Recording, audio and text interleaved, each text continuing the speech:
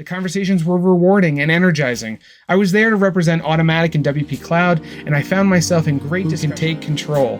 Eventually, they remotely steered us out of the loop. We arrived 30 minutes late. The state of the word wasn't just a recap, it was a reminder that another model exists. WordPress powers over 40% of the web. You're listening to jesse.blog, a high-tech, low-touch journey through San Francisco's transportation layers, from legacy taxis to runaway Waymos, and what it reveals about empathy, experience, and the systems we're building. It's December 1st, 2025, and I'm exhausted. I just flew in from Boston to San Francisco on a reverse red-eye. Normally, I sleep well on overnight flights.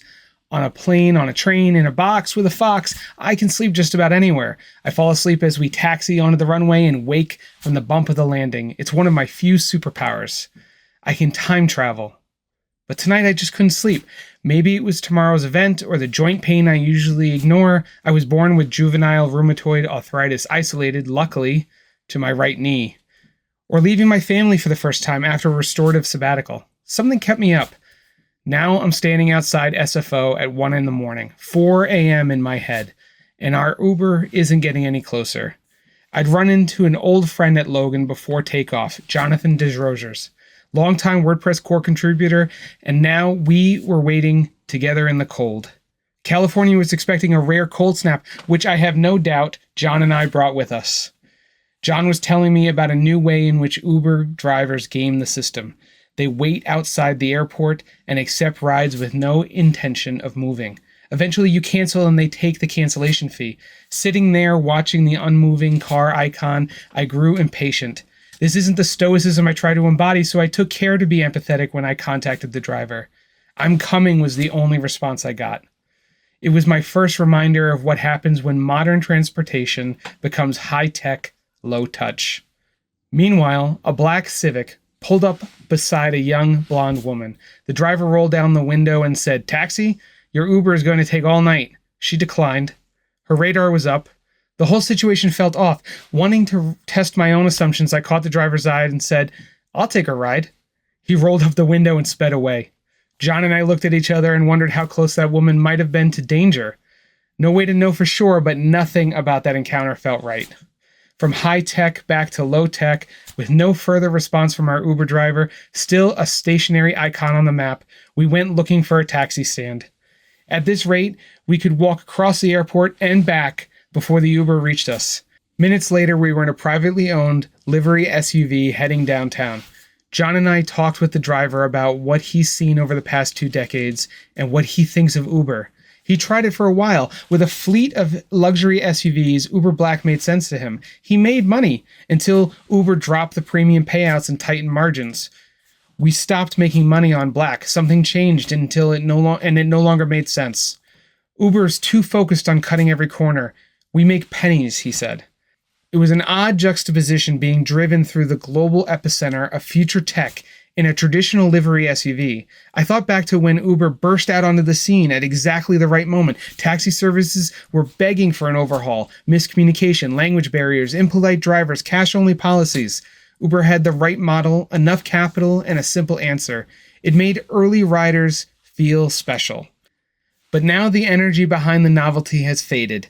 Taxis have adapted. They have mobile credit card readers. They're friendlier. They know the roads and shortcuts better than anyone. And a taxi stand with a dozen waiting cars beats any app.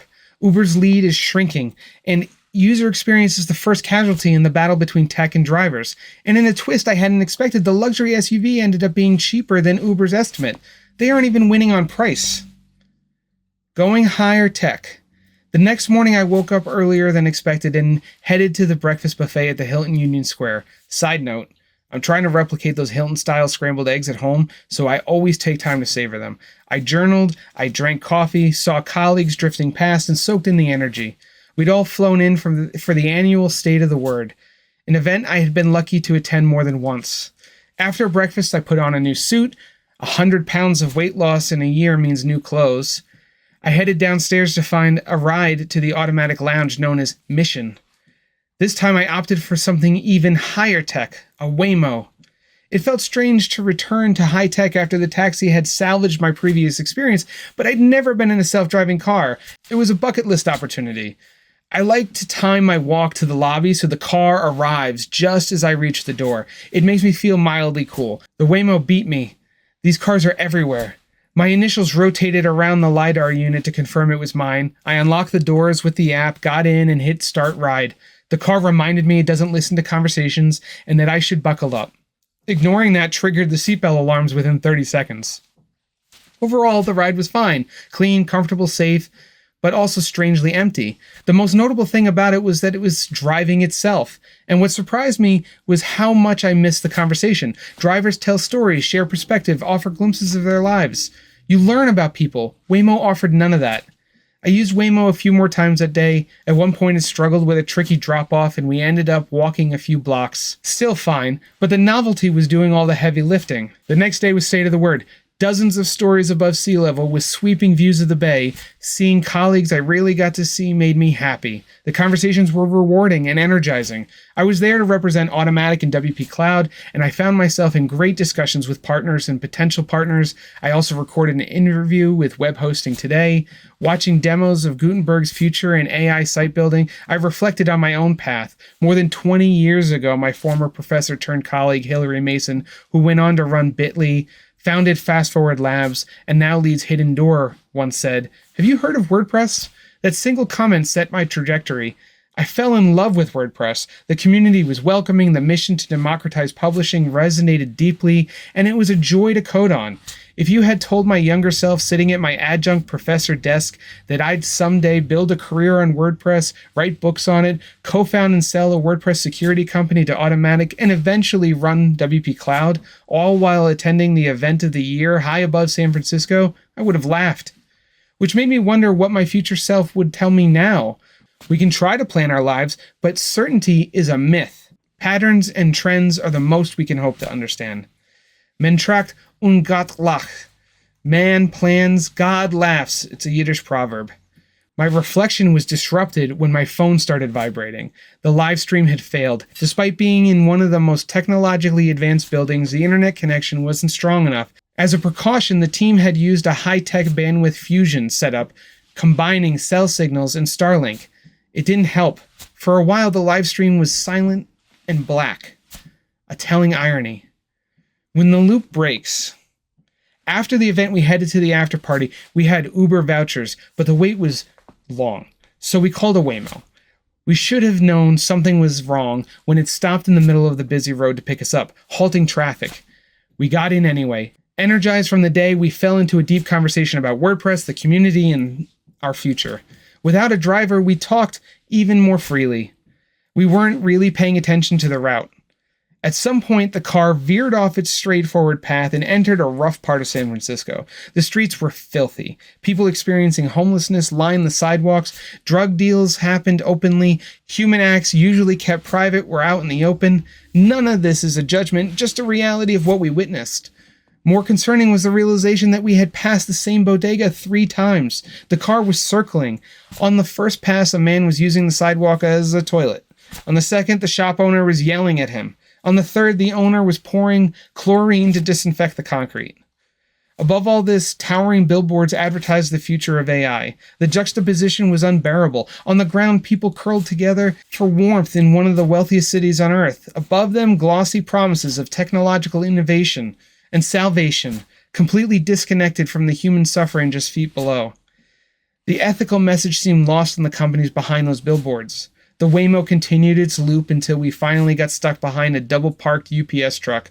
Only then could we reach support through the dashboard. Our call went to someone halfway across the world who escalated it to someone who can take control. Eventually, they remotely steered us out of the loop. We arrived 30 minutes late. Waymo offered a $5 credit. A fractured experience neatly summarized and a perfect example of high-tech, low-touch. Impressive from afar, indifferent up close. The cost of cutting costs. Here's what stayed with me afterwards. Every major tech company right now is aggressively cutting costs, optimizing for efficiency, automation, and frictionless transactions. On paper, it sounds good. In practice, it erodes the experience. Uber succeeded because taxis had grown complacent. They were inconsistent, cash only, and often unfriendly. Uber felt fast, transparent, fun, but eventually the company began optimizing for itself, squeezing drivers, raising prices, cutting corners. Drivers adapted by gaming the system. Riders became collateral damage. Meanwhile, taxis improved. They cleaned up their act, added card readers, and rediscovered the value of service. They remembered that the rider is their livelihood. Waymo promised the next evolution, a ride with no driver at all, but removing the driver also removed accountability, adaptability, and human judgment. When the car gets stuck in a loop circling the tenderloin, there's no one to notice, no one to care, and no one empowered to fix it in that moment. Just a remote support rep with a $5 credit. Definition of high-tech, low-touch. What we're losing. We've optimized away small daily interactions. Clerks, baristas, taxi drivers, bank tellers, we've replaced them with apps. These conveniences save minutes while quietly weakening our social muscles.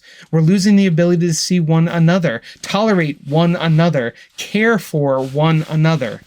For leaders, this matters. Empathy doesn't come from thinking about users as data points. It comes from interacting with them, hearing frustrations, understanding context, feeling the weight of their experience. When we strip human connection out of our systems, we lose the feedback loop that keeps us honest. We stop noticing things when they break. We stop caring. The billboard above the homeless encampment wasn't just ironic, it was symbolic. Companies promising to save the world with AI are the same companies building systems that make us lonelier and less connected.